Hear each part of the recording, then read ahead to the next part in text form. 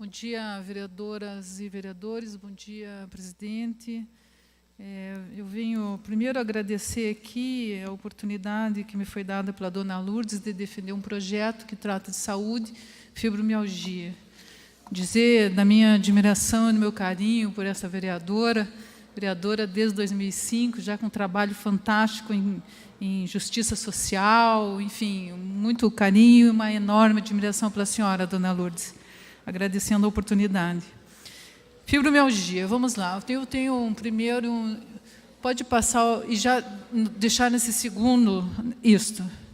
A fibromialgia é uma condição muscular crônica, senhores, que causa dor generalizada em vários pontos sensíveis, principalmente na união dos músculos e dos tendões. Os senhores podem olhar ali, nesta apresentação, e observem quem aqui dos senhores não teve dor numa dessas localizações.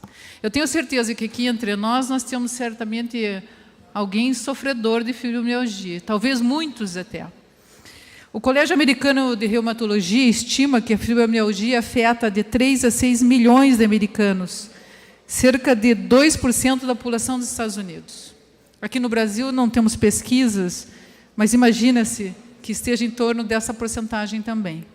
Os pacientes são predominantemente mulheres, 80% a 90% das pessoas que sofrem de fibromialgia são mulheres, com um pico de incidência entre 30 e 50 anos de idade, podendo manifestar-se também em crianças, adolescentes e indivíduos mais idosos. Não há preferência aqui por faixa etária. Qualquer faixa etária pode sofrer de fibromialgia. É uma doença que não tem diagnóstico laboratorial e, portanto, é um diagnóstico muito difícil. Fica, portanto, dependendo da avaliação clínica. É surpreendente que essa doença, senhores, esse dado é muito interessante, atinja principalmente o nível socioeducacional mais privilegiado. Por que será? Né? Quanto mais as pessoas têm recurso e mais educação, elas sofrem mais de fibromialgia. Talvez a doença tenha aí alguma fundamentação ligada a questões emocionais, estresse, excesso de trabalho, etc. Os sintomas variam desde dores leves ao cansaço geral, impedindo, inclusive, a locomoção. O diagnóstico, como eu disse, é limitado à avaliação clínica e é difícil, os sintomas são invisíveis, as pessoas assumem, muitas vezes, problemas até psicológicos decorrentes de uma dor que não cessa nunca, porque não há um tratamento específico para isso, senhores vereadores. Pode passar o próximo? Só mostrando aqui a incidência, no Brasil, cerca de 3%, são 6 milhões de pessoas com fibromialgia. E ali tem 4 desenhinhos, 3 deles são mulheres. É grosseira a maneira como a doença atinge as mulheres. Médicos reumatologistas, sem dúvida, são a especialidade que nós aconselhamos para que faça o diagnóstico e o acompanhamento, mesmo porque tomar a medicação por si só não vai resolver a doença. Doenças que são de difícil... Pode passar o último? Não tem mais nenhum. Muito obrigada. Pode apagar o slide. Sim, me pergunta aqui a vereadora se pode surgir como enxaqueca. A enxaqueca pode ser uma consequência, porque como compromete a musculatura lombar, dorsal, escapular, cervical, essa tensão da musculatura pode levar à enxaqueca, vereadora. Muito bem colocada a sua pergunta.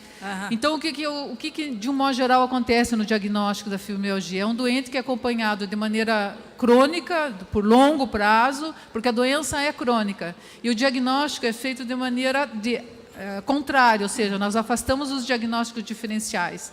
Quando designado pela comunidade internacional como uma data de conscientização mundial da fibromialgia. No Paraná, inclusive, encontra-se em vigor a Lei 18866, de 2016, que institui o Dia Estadual da Fibromialgia. O que se deseja, o que a dona Lourdes entendeu, é que nós traríamos esse tema para o município para que se criem campanhas informativas. Eu não vejo nada mais importante no tratamento de uma doença do que o conhecimento sobre ela. Então, a informação me parece o fator primeiro e mais importante na abordagem dessa doença, porque as pessoas muitas vezes sofrem de dor, sofrem, portanto, da doença e não fazem o acompanhamento adequado. E isso pode levar a situações como problemas no trabalho, porque elas têm sempre fadigadas, com desconforto contínuo. Então, é importante que se esclareça.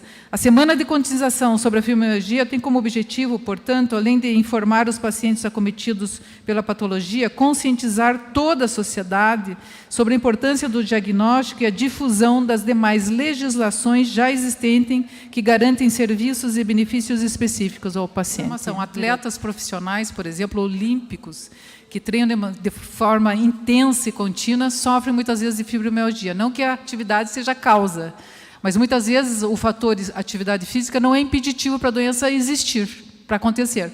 Mas sim é um tratamento. E por quê? Existe uma explicação muito clara. A atividade física libera a endorfina, que é um agente bioquímico, químico, neurológico, que faz com que haja diminuição da dor. Isso que quem pratica esporte deve saber. O vereador Rogério, que gosta de correr, quando faz uma corrida longa, fica muito mais confortável. O vereador Tiago Ferro também deve ter a percepção que quanto mais longa a corrida, muito mais confortável, porque dá uma sensação de relaxamento, porque houve liberação da endorfina. Então, o princípio do tratamento da fibromialgia com atividade física é a liberação da endorfina. Muito melhor depender de atividade física para tratar do que de remédio, né?